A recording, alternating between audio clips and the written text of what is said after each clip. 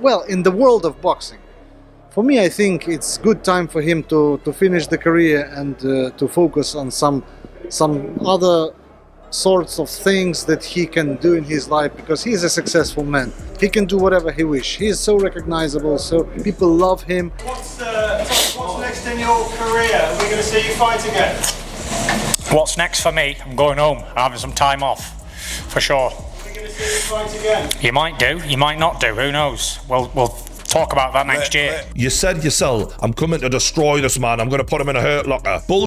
You didn't do that. You got outlanded with much better shots conclusively in 10 rounds out of the 12. Joe Rogan just dropped a bombshell on Tyson Fury after his shocking loss to Oleksandr Usyk, and you won't believe what he had to say. Stick around as we break down Rogan's fiery reaction and what this means for Fury's legacy in boxing history. Let's dive in. Tyson Fury, known as the Gypsy King and a dominant force in the heavyweight division, finally met his match. In what many are calling the upset of the year, Oleksandr Usyk pulled off a technical masterclass to hand Fury a decisive loss. But the real story, Joe Rogan's explosive take on why Fury may never recover from this. The boxing media, so many of them, have been exposed by these two fights because of their bias towards Tyson Fury, because the amount of absolute I've heard throughout these last two fights around the coverage of both of them. When you've won all of those belts and you've had all of that money, are you really willing to risk being humiliated like that? What's the greater emotion in you? The desire to win the belts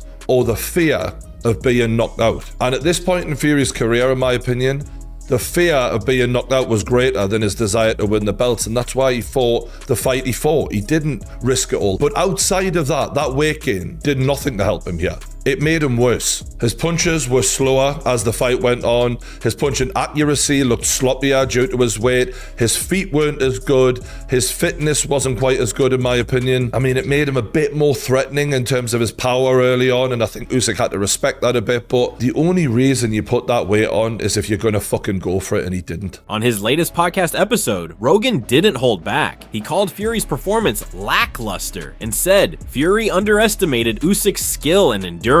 He walked in overconfident, and Usyk exploited every weakness. Rogan also questioned Fury's training camp and mental state, speculating that distractions outside the ring may have played a role. But here's the kicker. Joe thinks this loss could permanently tarnish Fury's legacy unless he takes immediate steps to bounce back.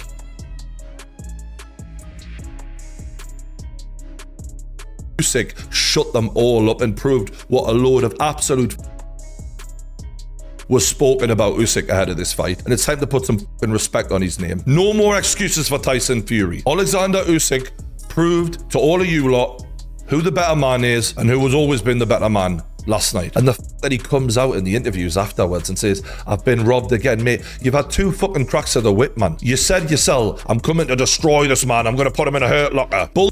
You didn't do that. You got outlanded with much better shots conclusively in 10 rounds out of the 12. Maybe even all 12, you could argue. It's embarrassing to hear. So, what's next for Tyson Fury? Rogan believes a rematch is inevitable, but Fury will need to completely retool his strategy. And as for Usyk, Rogan declared him the pound-for-pound king in boxing right now, cementing his status as one of the all-time greats. I have no idea.